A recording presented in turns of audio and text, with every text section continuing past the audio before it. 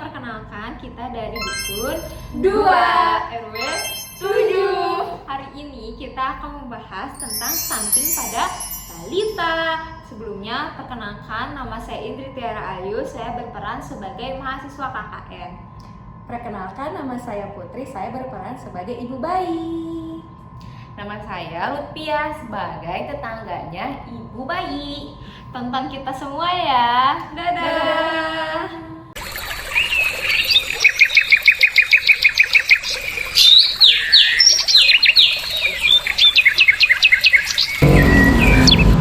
Lu sekarang asal meni banyak berita tentang stunting.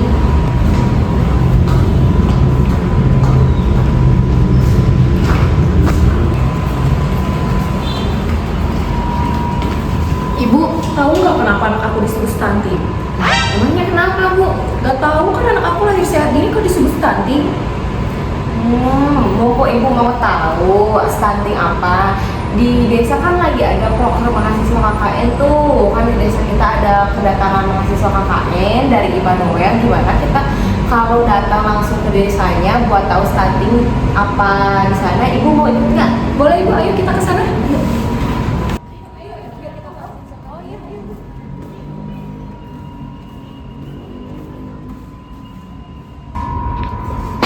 Assalamualaikum. Punten. Sok atuh ya kamu di sini. Aku mau jemput anak ke sekolah. Oh ya tuh ibu, makasih, hati-hati ya.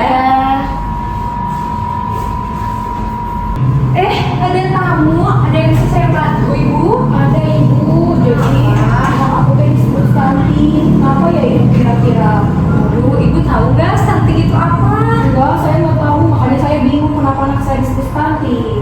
Nah, Ibu, stunting itu adalah kondisi di mana tinggi badan anak itu lebih rendah dari yang biasanya. Ini tuh bisa terjadi karena asupan nutrisi yang kurang dari anak tersebut gitu.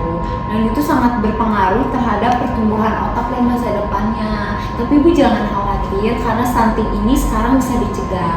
Nah, ikutin aku yuk untuk dijelasin tentang pencegahan stunting itu apa. Boleh ibu? Nah, kita juga ada program genting atau gerakan pencegahan stunting. Gerakan ini melibatkan berbagai pihak yang akan menjadi orang tua asuh dari anak yang berisiko stunting tersebut. Nah, para orang tua asuh ini akan membantu para keluarga yang kurang mampu untuk mencegah stunting. Bantuan nutrisi ini berupa pemberian makanan bernutrisi, sehat lima sempurna untuk keluarga dan balita tersebut, seperti protein, karbohidrat, mineral, vitamin. Nah, untuk bayi berusia 0-2 tahun harus diberikan edukasi tentang pemberian ASI. Berikut ini adalah manfaat ASI untuk bayi. Yang pertama adalah menambah kekebalan imun tubuh bayi sehingga bayi tidak mudah sakit. Lalu selanjutnya ini ada melindungi bayi dari alergi, lalu juga mencegah obesitas pada bayi, juga meningkatkan kecerdasan bayi, serta menurunkan risiko kematian mendadak pada bayi serta mendapatkan limpahan lemak. Apa saja sih dampak dan efek dari anak yang stunting? Yang pertama adalah terjadi hambatan pertumbuhan kurang dari usianya. Yang kedua, terjadinya penurunan fungsi kognitif dan anak sulit konsentrasi sehingga prestasinya menurun. 3, anak mudah terkena penyakit infeksi dan penyakit-penyakit yang beresiko menjadi penyakit kronis.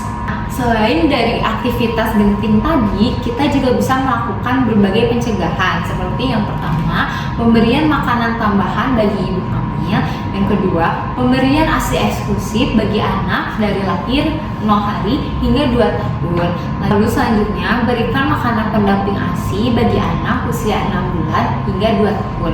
Selanjutnya, berikan imunisasi lengkap di posyandu terdekat. Lalu pantau pertumbuhan anak di posyandu. Lalu selanjutnya edukasi kepada keluarga tentang perilaku hidup bersih dan sehat.